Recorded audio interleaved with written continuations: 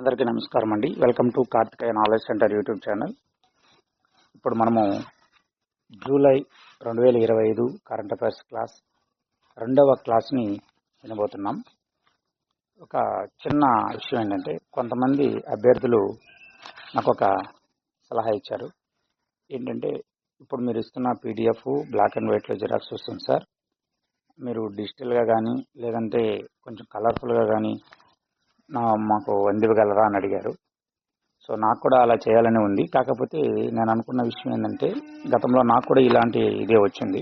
కొంతమంది యూట్యూబర్స్ ఇలా కొంచెం అట్రాక్టివ్గా ఉండాలి, అట్రాక్టివ్ చేస్తే ఎక్కువ ఛానల్ పాపులేషన్ అవుతుంది అని చెప్తుంటే, నాకు కంటెంట్ ఎక్కువ ఇవ్వాలనేది నా యొక్క అభిలాష అండి.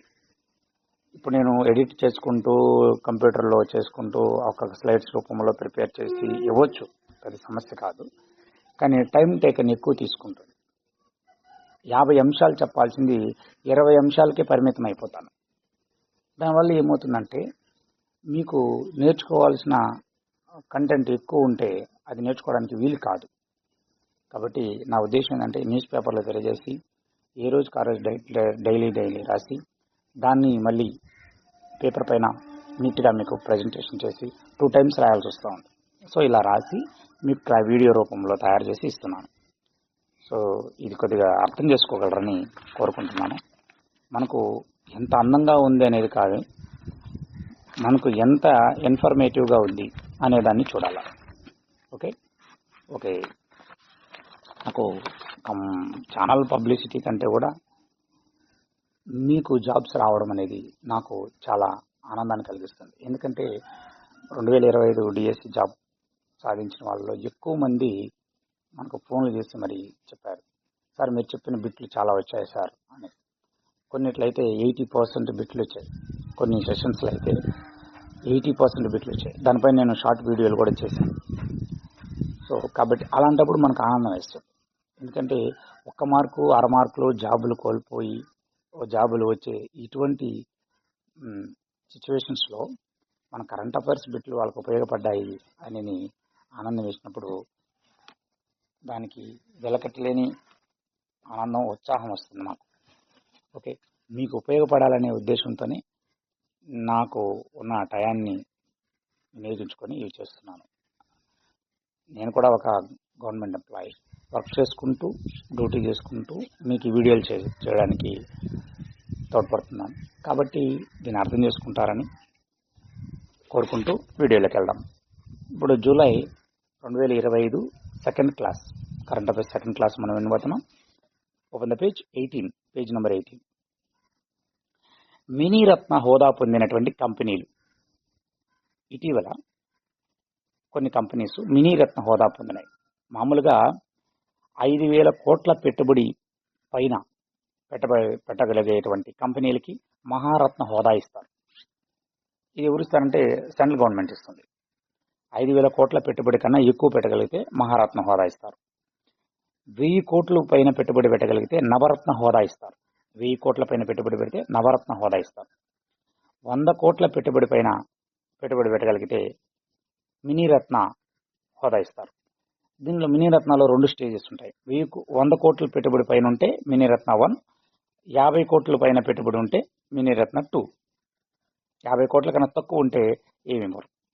సో మహారత్న అనేది 5,000 కోట్లు, నవరత్న అనేది 1000 కోట్ల పైన, మినీరత్న 1 100 కోట్ల పైన, 50 కోట్ల పైన పెట్టుబడి ఉంటే మినీరత్న 2 ఇలా ఇస్తారు. ఇటీవల మినీరత్న హోదా పొందినటువంటి కంపెనీలు AVNL, armoured vehicles Nigam limited, ECIL. ఇది కేటగిరీ 1లో మినీరత్న హోదా పొందింది. అంటే 100 కోట్ల కన్నా పెట్టుబడి పెట్టి. ECIL అంటే electronics corporation of India. So దీనిపైన బిట్లు ఎలా ఆడవచ్చు? ఇటీవల కాలంలో మినీరత్న హోదా పొందిన కంపెనీస్, అసలు మినీరత్న మహారత్న ఏంటి? సో ఇది తెలుసుకోవాలి మనం. నెక్స్ట్, సముద్ర ఉత్పత్తుల ఎగుమతులు. ఇండియా నుంచి సముద్ర ఎగుమతుల ఉత్పత్తుల్లో ఇండియా అనేది 4వ స్థానంలో ఉంది. ప్రపంచంలో 4వ స్థానంలో ఉంది. సముద్ర ఉత్పత్తుల ఎగుమతుల్లో ఇండియా 4వ స్థానంలో ఉంది. నెక్స్ట్, 30 ఇంటర్నేషనల్ టెక్నాలజీ దిగ్గజాలలో రిలయన్స్ స్థానం సంపాదించింది. 30 ఇంటర్నేషనల్ టెక్నాలజీ దిగ్గజ కంపెనీలలో రిలయన్స్ స్థానం సంపాదించింది. ఏఐ ట్రెండ్స్ పేరుతో ఆర్టిఫిషియల్ ఇంటెలిజెన్స్ ట్రెండ్స్ పేరుతో రూపొందించిన నివేదికలు రిలయన్స్ 23వ స్థానంలో నిలిచింది. ప్రపంచంలోనే 23వ స్థానంలో నిలిచింది. స్టాక్ మార్కెట్ ట్రేడ్ అవుతున్న అంతర్జాతీయ టెక్నాలజీ సంస్థలను లిస్టులో చేరుస్తారు. వీటిలో రిలయన్స్కి 23వ స్థానం లభించింది. ఇండియా నుంచి ఎంపికైన ఏకైక కంపెనీ రిలయన్స్ కంపెనీ గుర్తుపెట్టుకోవాలి. Next page number 19. ప్రపంచంలో అత్యంత విలువైన company Nvidia Corp. AI chip తయారు చేయడము ఈ కంపెనీ యొక్క కాన్సెప్ట్. ఏఐ చిప్స్ ఉన్నాయి, వాటిని తయారు చేయడమే దీని యొక్క ఉద్దేశం. ఎన్విడియా కార్ప్ అత్యంత విలువైన కంపెనీ. చాట్ జీపీటీ వాడకంలో భారత్ అగ్రస్థానంలో ఉంది. 2025 ఏఐ ట్రెండ్స్ నివేదిక ప్రకారం ఫస్ట్ ప్లేస్ లో ఇండియా ఉంది, second place USA, third place Indonesia. So chat GPT ఎక్కువ వాడుతున్నది ఇండియా, నెక్స్ట్ యూఎస్ఏ, తర్వాత ఇండోనేషియా. ఇండియాలో మొబైల్ ఫోన్ సంఖ్య 119.80 కోట్లు. దేశంలో 119.80 కోట్ల మొబైల్ ఫోన్స్ వాడుతున్నారు. మొబైల్ ఫోన్స్ వాడుతున్నారు 119 కోట్ల మంది. 85.65% మందికి టెలిఫోన్ సౌకర్యం కలగదు. ఏపీలో 94.73% మందికి టెలిఫోన్ సౌకర్యం కలదు. చూడండి, 94% మందికి టెలిఫోన్ సౌకర్యం కలదు. కాబట్టి మనము విద్య అక్షరాస్యత కన్నా కూడా టెలిఫోన్ సౌకర్యం అత్యధికంగా ఉన్న వాళ్ళ లిస్టులో ఉన్నాము ఆంధ్రప్రదేశ్. అంటే దాదాపుగా ప్రతి ఒక్కరి చేతిలో మొబైల్ ఉంది. ప్రతి కుటుంబానికి కాదు, ప్రతి ఒక్కరికి మొబైల్ ఉంది. Right, page number 20. మనము ఇప్పుడు సైన్స్ అండ్ టెక్నాలజీకి సంబంధించిన అంశాలు తెలుసుకుంటాం. ఓకే, దీని ముందు కొన్ని కమిటీలు. నెక్స్ట్ ఐఎన్ఎస్ కౌండిన్యా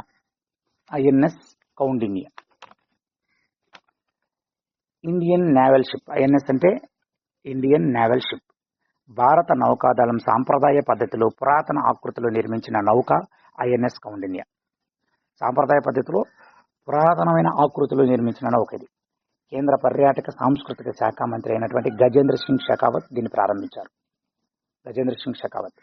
అజంతా గుహల చిత్రాలలో చిత్రించిన 5వ శతాబ్దపు నాటి ఓడ ఆధారంగా దీన్ని నిర్మించారు. అజంతా గుహల చిత్రాలతో అజంతా గుహలు ఉన్నాయి కదా, ఆ చిత్రాలలో 5వ శతాబ్దపు నాటి ఒక ఓడ బొమ్మని గీశారు. సో దాని ఆధారంగా ఐఎన్ఎస్ కౌండిన్యని నిర్మించారు. గోవా షిప్ యార్డ్లో దీన్ని రూపుదిద్దించుకుంది. అంటే అక్కడ నిర్మించబడింది గోవా షిప్ యార్డ్. గుజరాత్ నుంచి ఒమన్కు దీన్ని నడపనున్నారు. ఒమన్ ఎక్కడుంది? ఇంచుమించుగా యూరప్ ఆఫ్రికా ఖండం కలిసే ప్రాంతం. ఏదైతే ఆ మధ్యధరా సముద్రం, ఎర్రమ సముద్రం, అరేబియా సముద్రంలోకి ఎంటర్ అవుతాయో ఆ పాయింట్లో ఆఫ్రికా ఖండాన్ని ఆనుకుని ఉంటుంది ఒమన్. సో గుజరాత్ నుంచి ఒమన్కు దీన్ని నడపనున్నారు.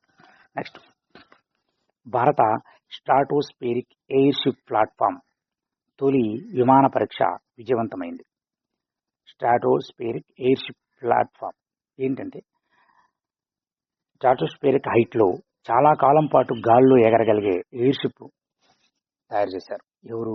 మధ్యప్రదేశ్లో షియోపూర్లో డిఆర్డిఓ వాళ్ళు దీన్ని తయారు చేశారు. మధ్యప్రదేశ్లో ఉన్నటువంటి షియోపూర్ బ్రాంచ్ అది డిఆర్డిఓ ఈ విమాన పరీక్షను చేపట్టింది.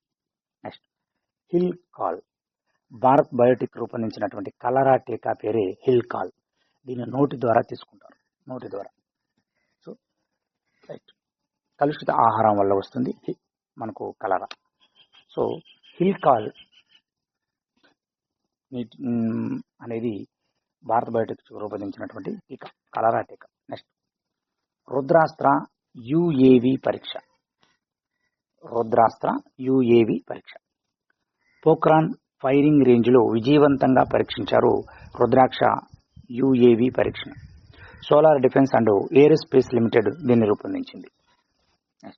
Bhargavastra Solar Defence and Aerospace Limited రూపొందించినటువంటి యాంటీ డ్రోన్ సిస్టమ్ని భార్గవాస్త్ర అంటారు. సోలార్ డిఫెన్స్, ఏరోస్పేస్ లిమిటెడ్ వీళ్ళెందుకు కలిసి రూపొందించినటువంటి యాంటీ డ్రోన్ సిస్టమ్, అంటే డ్రోన్స్తో దాడి జరిగినప్పుడు యాంటీ డ్రోన్ అంటే మనకు ఆ డ్రోన్స్కి వ్యతిరేకంగా పోరాడు, ఇది భార్గవాస్త్ర. నెక్స్ట్, భారత్లో తొలి జన్యు మార్పిడి గొర్రెని రూపొందించారు. గొర్రెల్లో కండరాల అభివృద్ధిని నియంత్రించే మయోస్టాటిన్ జన్యువును సవరించడం ద్వారా దీన్ని సాధించగలరు. మయోస్టాటిన్ అనే జన్యువు గొర్రెల్లో ఉంది. ఇది కండరాల అభివృద్ధిని నియంత్రిస్తుంది అనమాట. సో దాన్ని సవరించడం ద్వారా మనకు జన్యు మార్పిడి గొర్రెని తయారు చేశారు. అత్యంత ఖరీదైన ఉనిని అందించే కాశ్మీరీ పష్మినా గొర్రె అనేది అత్యంత ఖరీదైన ఉనిని అందిస్తుంది. ఆ గొర్రె నూరి అనే జన్యు సమరూప జీవిని ఆవిష్కరించింది. నూరి అనే కొత్త జీవిని ఆవిష్కరించింది. పష్మినా జాతి గొర్రె ఇప్పుడు తయారు చేసింది నూరి అనే గొర్రె. సో ఆ జాతి నుంచి కొత్త జన్యురూప సమరూప జీవిని రూపొందించడం జరిగింది. జమ్మూ కాశ్మీర్లోని Sher e Kashmir University of Agriculture Sciences and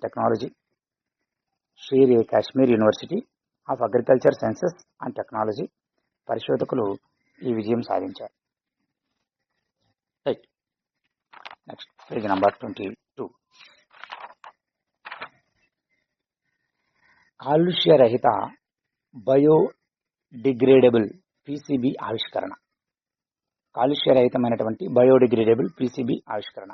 కర్నూలులో IIIT ఉంది. ఆ IIITలో డిజైన్ అండ్ మ్యానుఫ్యాక్చరింగ్ ఈసీఈ విభాగ రీసెర్చ్ స్కాలర్ అయినటువంటి డాక్టర్ డోలా సందీప్ ఈ పీసీబీని ప్రింటెడ్ సర్క్యూట్ బోర్డుని ఆవిష్కరించారు.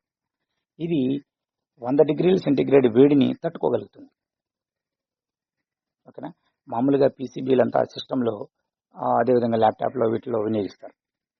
మామూలు ఎలక్ట్రానిక్ గ్యాడ్జెట్స్ అన్నింటిలోనూ సార్ మొబైల్స్, కొన్ని ఆండ్రాయిడ్ ఫోన్స్ ఇంటర్నెట్లో పీసీబీలు ప్రింటెడ్ సర్క్యూట్ బోర్డ్స్ని ఇన్స్టాల్ చేస్తారు. అవి ఎక్కువ హీట్ అయ్యాయనుకోండి, హీట్ అయినప్పుడు అవి వెంటనే అక్కడ కొలాప్స్ అయిపోయి డస్ట్ అయిపోతాయి. సో అందుకోసం ఏ సిస్టమ్స్ ఉన్న దగ్గర ఏసీలు పెట్టడం, అదేవిధంగా సిపియూలో ఫ్యాన్ బిగించడం, ఇట్లాంటివన్నీ ఉంటాయన్నమాట. అందుకే మొబైల్ కూడా ఎక్కువగా హీట్ అయినప్పుడు హీట్ అయ్యే మొబైల్స్ వాడకూడదు, అటువంటి ప్రిఫర్ కూడా చేయం మనం. సో అందుకోసము 100 డిగ్రీల సెంటీగ్రేడ్ వేడిని తట్టుకోగలిగింది. 100 డిగ్రీ సెంటీగ్రేడ్ అంటే నీరు ఆవిరయ్యే టెంపరేచర్ అనమాట. నీరు ద్రవస్థితి నుంచి వాయుస్థితిలోకి మారే టెంపరేచర్ 100 డిగ్రీల సెంటీగ్రేడ్. సో అంత వేడిని కూడా తట్టుకోగలిగేటువంటి పీసీబీని తయారు చేశారు డాక్టర్ డోలా సందీప్ గారు. కర్నూలులో IIITలో డిజైన్ మ్యానుఫ్యాక్చరింగ్ ఈసీఈ విభాగంలో రీసెర్చ్ స్కాలర్గా ఉన్నారు. నెక్స్ట్, ప్రపంచంలో తొలి ఏఐ డాక్టర్. సౌదీ అరేబియాలో ఏఐతో రోగులను పరీక్షించే క్లినిక్ని నిర్వహిస్తున్నారు. చైనాలో ఏఐతో డాక్టర్ రోగులను పరీక్షించగలరు.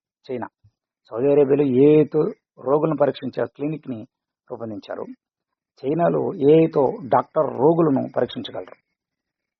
చైనాకు చెందిన వైద్య పరిజ్ఞాన సంస్థ సైనీ ఏఐ సాయంతో ఆల్ ముసా హెల్త్ గ్రూప్ దీన్ని తయారు చేసింది. ఏఐ డాక్టర్ని తయారు చేసింది ఎవరంటే చైనాకు చెందినటువంటి వైద్య పరిజ్ఞాన సంస్థ సైనీ ఏఐ సాయంతో ఆల్ ముసా హెల్త్ గ్రూప్ దీన్ని తయారు చేసింది. ఏఐ వైద్య వ్యవస్థ పేరుని వీళ్ళు ఏం పెట్టారంటే డాక్టర్ హువా అని పేరు పెట్టారు. డాక్టర్ హువా ఏఐ డాక్టర్ పేరు, ఈ వైద్య వ్యవస్థ పేరు డాక్టర్ హువా. ప్రపంచంలో తొలి ఏఐ నర్స్. తైవాన్ ఆసుపత్రిలో విధులు నిర్వర్తించడం కోసం తైవాన్ దేశస్తులు రూపొందించింది AI nurse Nurabot. Okay. So AI డాక్టర్ని రూపొందించింది చైనా, ఏఐ క్లినిక్ని రూపొందించింది సౌదీ అరేబియా, ఏఐ నర్సుని రూపొందించింది Taiwan. Simple. Okay, right. Page number 23. AMCA advanced medium combat aircraft. AMCA అంటే advanced medium combat aircraft. ఇది 5వ తరం యుద్ధ విమానం. 15,000 కోట్ల ఆరంభ వ్యయం దీని ప్రాజెక్ట్ యొక్క లక్ష్యం. హెచ్ఏఎల్ హిందుస్థాన్ ఏరోనాటిక్స్ లిమిటెడ్ నేతృత్వంలో దీన్ని తయారు చేయబోతున్నారు. ఏంటంటే ఇది యుద్ధ విమానం, 5వ తరం యుద్ధ విమానం. 2034 నాటికి వైమానిక దళంలోకి చేర్చాలనేది వీళ్ళ యొక్క లక్ష్యం. దీని యొక్క విశేషాలు అంటే కొత్త తరహా సెన్సార్ వ్యవస్థని ఈ 5వ తరం యుద్ధ విమానంలో రూపొందిస్తారు. అంతర్గత ఆయుధ వ్యవస్థ, కమ్యూనికేషన్ చేయొచ్చు, నావిగేట్ చేయొచ్చు. సూపర్ క్రూయిజ్ సామర్థ్యం ఉంటుంది. సూపర్ క్రూయిజ్ సామర్థ్యం ఉంటుంది. దీంట్లో రాడార్లను పేల్చేసి సీడ్ అనే ప్రత్యేక వ్యవస్థ విమానం యొక్క సొంతం.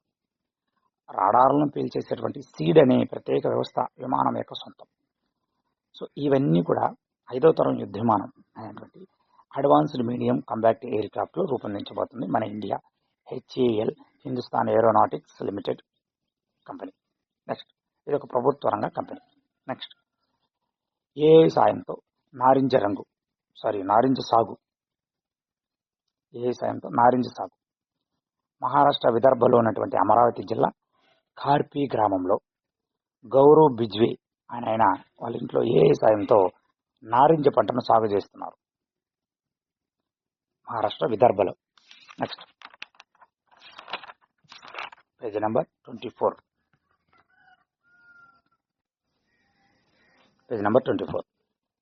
పిఎం ఆర్థిక సలహా మండలి చైర్మన్ ఎవరంటే డాక్టర్ సూర్యదేవర మహేంద్ర దేవ్. ఈయన ఆంధ్రప్రదేశ్ గుంటూరు దుగ్గిరాల మండలం తొమ్మపూడి గ్రామానికి చెందిన వ్యక్తి సూర్యదేవర మహేంద్రదేవ్.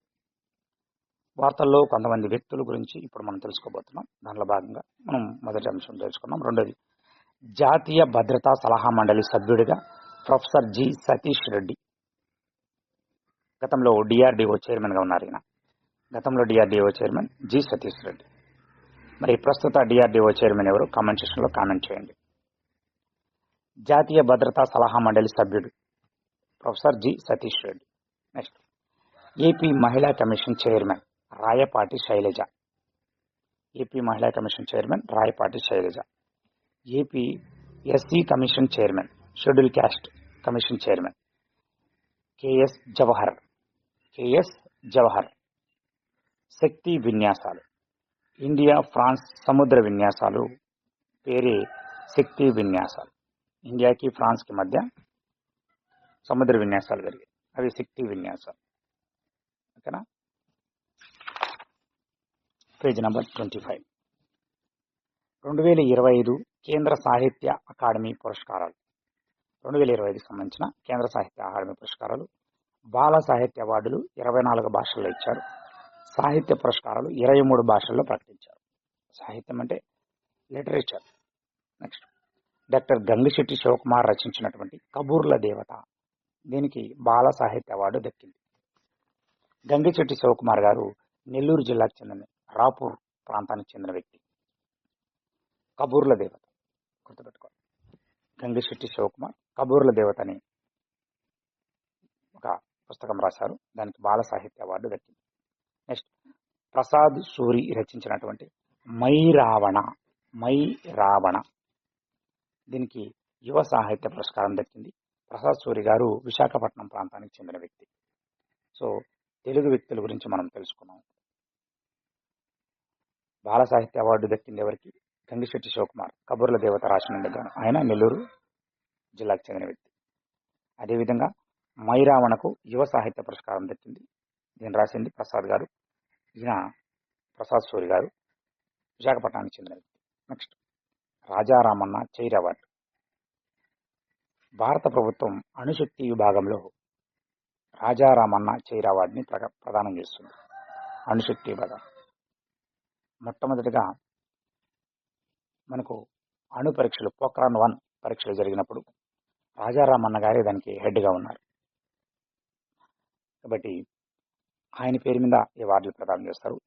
ఈ సంవత్సరానికి డాక్టర్ మనోరమ గారికి రాజారామన్న చైర్ అవార్డు దక్కింది. Next,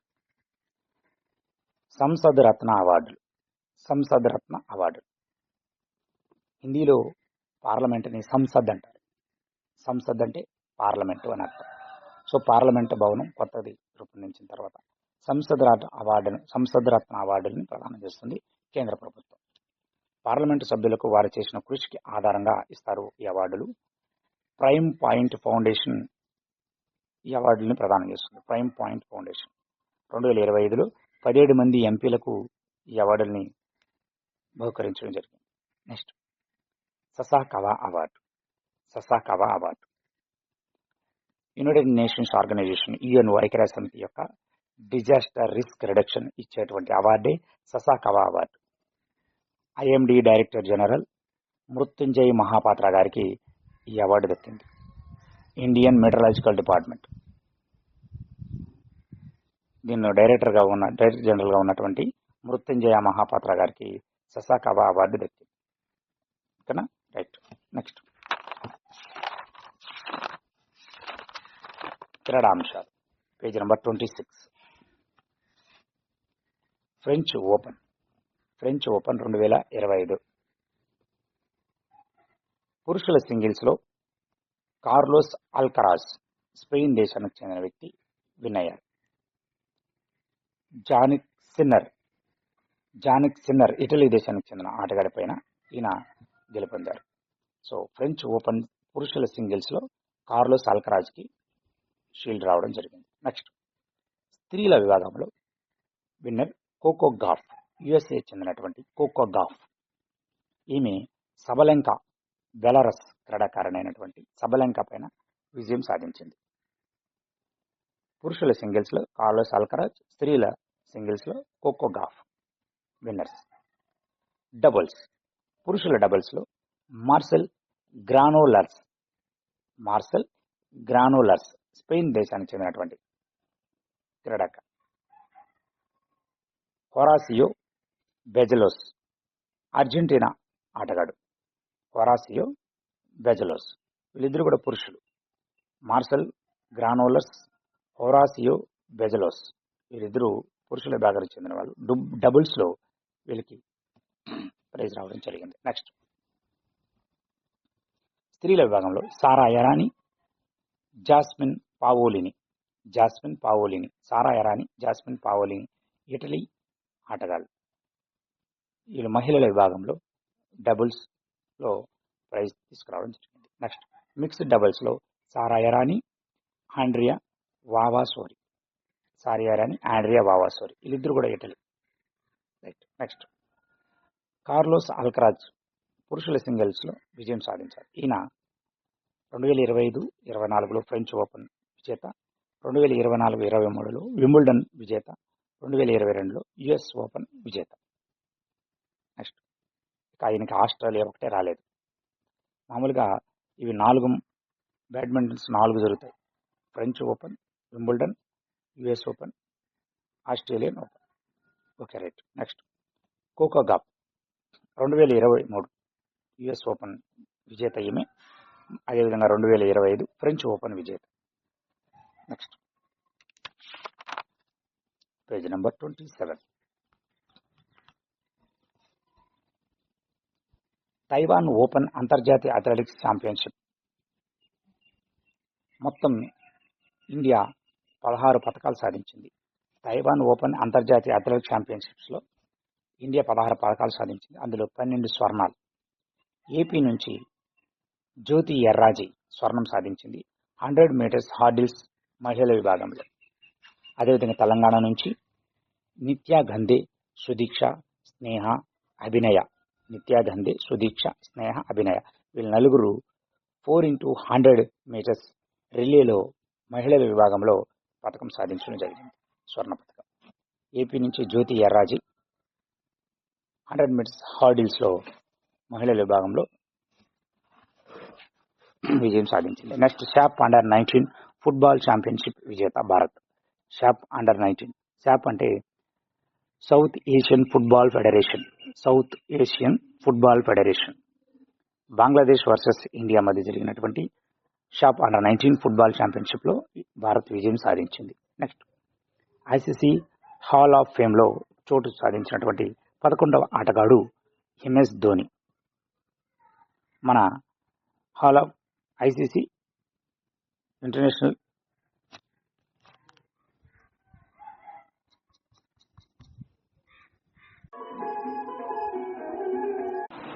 international Cricket Council hall of ఫేమ్లో చోటు సంపాదించినటువంటి 11వ cricketer MS Dhoni.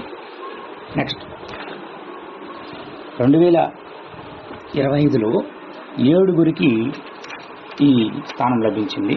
Hall of ఫేమ్లో 5గురు పురుషులు, 2 స్త్రీలు. స్త్రీలలో సనా మీర్, ఈమె పాకిస్తాన్ క్రీడాకారిణి. సారా టేలర్ ఇంగ్లాండ్ క్రీడాకారిణి. Next page number 28. 78వ ప్రపంచ ఆరోగ్య సభ సదస్సు నిర్వహించడం జరిగింది జెనీవా, స్విట్జర్లాండ్ ఉన్నటువంటి జెనీవాలో 78వ అంతర్జాతీయ ప్రపంచ ఆరోగ్య సభ నిర్వహించడం జరిగింది. 2025 యొక్క theme one world for health. Modi వర్చువల్గా ఢిల్లీ నుంచే ప్రసంగించారు. WHO పాండమిక్ అగ్రిమెంట్కు ఇందులో ఆమోదం లభించింది. Pandemic agreement. నెక్స్ట్ 11వ బ్రిక్స్ పార్లమెంటరీ ఫోరం సదస్సు బ్రెజిల్ రాజధాని బ్రెజిలియాలో ఇది జరిగింది. Brazil, Russia, India, China, South Africa ఇవి మనకు బ్రిక్స్లో మొదట సభ్య దేశాలు. తర్వాత కొత్తగా Iran, UAE, Egypt, Ethiopia, Indonesia add అయినాయి. 2023లో ఇవి యాడ్ అయినాయి. Iran, UAE, Egypt, Ethiopia, Indonesia. ఈ సమావేశంలో పహల్గామ్ దాడిని, ఇటీవల కాలంలో జరిగినటువంటి పహల్గామ్ దాడిని బ్రిక్స్ ఫోరం ఖండించింది. ఇండియా తరఫున లోక్సభ స్పీకర్ అయినటువంటి ఓం బిర్లా గారు ఇందులో పాల్గొన్నారు. ఇది 11వ సదస్సు. 12వ సదస్సు ఇండియాలో జరగబోతుంది. దానికి ఇండియా ఆతిథ్యం ఇవ్వనుంది. నెక్స్ట్ న్యూఢిల్లీలో రైజింగ్ నార్త్ ఈస్ట్ ఇన్వెస్టర్స్ సదస్సు న్యూఢిల్లీ భారత మండపంలో జరిగింది. ఈశాన్య రాష్ట్రాలలో అభివృద్ధి వేగవంతం చేయడం, ఇంధనం, సెమీకండక్టర్స్ రంగంలో పెట్టుబడుల కోసం రైజింగ్ నార్త్ ఈస్ట్ ఇన్వెస్టర్స్ సదస్సు జరగడం జరిగింది న్యూఢిల్లీ. Next page number 29. నీతి ఆయోగ్ పాలక మండలి సమావేశం 10వ సమావేశం ఢిల్లీలో నిర్వహించడం జరిగింది. నీతి ఆయోగ్ పాలక మండలి సమావేశం ప్రగతి మైదానంలో ఉన్నటువంటి భారత మండపంలో జరిగింది. నీతి ఆయోగ్ పాలక మండలి సమావేశం యొక్క థీమ్ ఏంటంటే వికసిత రాజ్యం కోసం వికసిత భారత్ @ 2047. 2047కి వికసిత రాజ్యం కోసం వికసిత భారత్.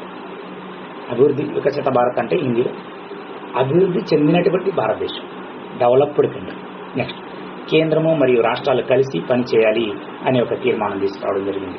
మరి ఆంధ్రప్రదేశ్ నుంచి చంద్రబాబు నాయుడు గారు, మన ముఖ్యమంత్రి వర్యులు, స్వర్ణాంధ్ర వికసిత్ భారత్ 2047పై బ్లూ ప్రింట్ని ప్రదర్శించారు. స్వర్ణాంధ్ర వికసిత్ భారత్ 2047పై బ్లూ ప్రింట్ ప్రదర్శించారు. ఏపీ వాటా క్రింద 2.4 లక్షల కోట్ల డాలర్ల GSDP సమకూర్చాలని లక్ష్యం పెట్టుకుంది. 2.4 లక్షల కోట్ల డాలర్లు చతుర్ముఖ వ్యూహం అనుసరించి ఈ 2.4 లక్షల కోట్ల డాలర్ల GSDPని సమకూర్చుకోవాలని చెప్పి చంద్రబాబు నాయుడు గారు ఒక లక్ష్యం పెట్టుకున్నారు. Next page number 30. ఎత్తైన రైల్వే వంతెన, ప్రపంచంలోని ఎత్తైన రైల్వే వంతెన చీనాబ్ నదిపై నిర్మించారు. 359 మీటర్ల హైట్ చీనాబ్ నదిపై నిర్మించినటువంటి ఎత్తైన రైల్వే వంతెన. ఇది జమ్మూ కాశ్మీర్ రాష్ట్రంలో రియాసీ జిల్లా బక్కల్ కౌరీ అనే ప్రాంతాల మధ్య ఉంది. ఇది కాట్రా, శ్రీనగర్ ఈ 2 ప్రాంతాలను కలుపుతుంది. కాట్రా, శ్రీనగర్ అనే ప్రాంతాలను కలుపుతుంది. మరి దీన్ని డిజైన్ చేసింది ఎవరంటే డాక్టర్ గాలి మాధవీలత, ఆంధ్రప్రదేశ్ రాష్ట్రానికి చెందిన వ్యక్తి. డాక్టర్ గాలి మాధవీలత ఈమె బెంగళూరులో ఉన్నటువంటి IISc జియో టెక్నికల్ ప్రొఫెసర్గా పనిచేస్తున్నారు. నెక్స్ట్ ఎత్తైన రైల్వే పియర్ బ్రిడ్జ్, ప్రపంచంలో ఎత్తైన రైల్వే పియర్ బ్రిడ్జ్ నోని నదిపై నిర్మించారు. 141 మీటర్ల హైట్లో మణిపూర్ రాష్ట్రంలో ఉంది. ఇది జిరిబామ్, ఇంపాల్ ఈ ప్రాంతాలను కలుపుతుంది. జిరిబామ్, ఇంపాల్ ప్రాంతాలను కలుపుతుంది. Railway pier bridge. Next, Belum గుహలకు భౌగోళిక వారసత్వ గుర్తింపు లభించింది. ఆంధ్రప్రదేశ్ రాష్ట్రం నంద్యాల జిల్లా కుమిలిగుండ్ల మండలంలో బెలూమ్ గుహలు ఉన్నాయి. కుమిలిగుండ్ల మండలంలో బెలూమ్ గుహలు ఉన్నాయి. దేశంలో పొడవైన గుహలు ఈ బెలూమ్ గుహలు. వీటికి GI ట్యాగ్ వచ్చింది. భౌగోళిక వారసత్వ గుర్తింపు లభించింది. Next, page number 32. దేశంలో మొదటి రైల్వే కేబుల్ బ్రిడ్జ్, కేబుల్స్తో నిర్మించిన బ్రిడ్జ్ ఎక్కడుందంటే అంజీ నదిపై ఉంది. అంజీ రైల్వే వంతెన అంటారు దీన్ని. అంజీ నదిపై నిర్మించారు. తొలి కేబుల్ బ్రిడ్జ్ ఇది. ఇది కాట్రా రియాసీ పట్టణాలను కలుపుతుంది. జమ్మూ కాశ్మీర్లో ఉన్నటువంటి కాట్రా రియాసీ పట్టణాలను కలుపుతుంది. ఇది రెండవ ఎత్తైన బ్రిడ్జ్. మొదటి ఎత్తైన బ్రిడ్జ్ చీనాబ్ నదిపైన చీనాబ్ బ్రిడ్జ్ కాట్రా శ్రీనగర్ను కలుపుతుంది. రెండవ బ్రిడ్జ్ అయినటువంటి ఈ cable bridge Anji bridge Katra రియాసీలను కలుపుతుంది. సో రెండు జమ్మూ కాశ్మీర్లోనే ఉన్నాయి. నెక్స్ట్, ఈ అంజీ నది అనేది చీనాబ్ నదికి ఉపనది. నెక్స్ట్, పొడవైన కేబుల్ రైల్వే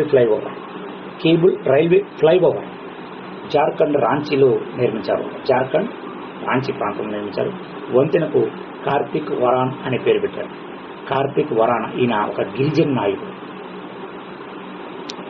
సెరెంటోలి ఏరియా నుంచి భారత ప్రభుత్వ సంస్థ మెకాన్ వరకు ఫ్లైఓవర్ నిర్మించారు. అందువల్ల దీన్ని సెరెంటోలి మెకాన్ ఫ్లైఓవర్ అని పిలుస్తారు. మెకాన్ అనేది ఒక భారత ప్రభుత్వ సంస్థ. సెరెంటోలి ప్రాంతం నుంచి ఈ మెకాన్ సంస్థ వరకు ఈ బ్రిడ్జ్ నిర్మించారు. అందువల్ల దీన్ని సెరెంటోలి మెకాన్ ఫ్లైఓవర్ అని పిలుస్తారు. Next, last page 32. తేదీలు, ప్రత్యేకత. మే 22 ప్రపంచ జీవ వైవిధ్య దినోత్సవం. ఈ థీమ్స్ గురించి తెలుసుకోండి. నెక్స్ట్, మే 31 అంతర్జాతీయ పొగాకు వ్యతిరేక దినోత్సవం. జూన్ 8 ప్రపంచ మహాసముద్రాల దినోత్సవం. జూన్ 5 వెరీ వెరీ ఇంపార్టెంట్ ప్రపంచ పర్యావరణ దినోత్సవం. ఈ ఇయర్ యొక్క థీమ్ ఏంటంటే బీట్ ప్లాస్టిక్ పొల్యూషన్ తగ్గించాలనేది ఈ ఇయర్ యొక్క థీమ్. జూన్ 12 ప్రపంచ బాల కార్మిక వ్యతిరేక దినోత్సవం. జూన్ 12 మనకు పాఠశాల ప్రారంభమవుతుంది. కాబట్టి పిల్లలందరూ కూడా కార్మికులుగా వద్దు, పాఠశాలకి వెళ్ళండి అని చెప్పి బాల కార్మిక వ్యతిరేక దినోత్సవం గుర్తుపెట్టుకోండి. Progress is clear but there's more to do, let's speed up efforts అనేది ఈ 2025 యొక్క థీమ్. 2002లో తొలిసారి బాల కార్మిక వ్యతిరేక దినోత్సవాన్ని ప్రారంభించాం. ఓకే, ఇప్పటి వరకు మనము 2025 July current affairs second class చెప్తాం. మధ్యలో కొన్ని ఇంటరప్ట్స్ జరిగాయి. సో అంతరాయానికి చెందిస్తున్నాం. ఇక మీదట అటువంటివి రాకుండా చూసుకుంటాం. ఓకే, ఈ వీడియో కానీ మీకు నచ్చితే లైక్ చేయండి, షేర్ చేయండి. ఫర్దర్ వీడియోస్ కోసం సబ్స్క్రిప్షన్ మాత్రం మర్చిపోతాను. సో 10 మందికి షేర్ చేయడం వల్ల, మన మిత్రులకి షేర్ చేయడం వల్ల మనకు మేలు జరుగుతుంది. కాబట్టి వీడియోని షేర్ చేయండి వీలైనంత వరకు. సబ్స్క్రిప్షన్ అయ్యారో లేదో ఒకసారి చెక్ చేసుకోండి. సబ్స్క్రిప్షన్ చేసుకోకుంటే సబ్స్క్రిప్షన్ చేసుకోండి. Thank you very much.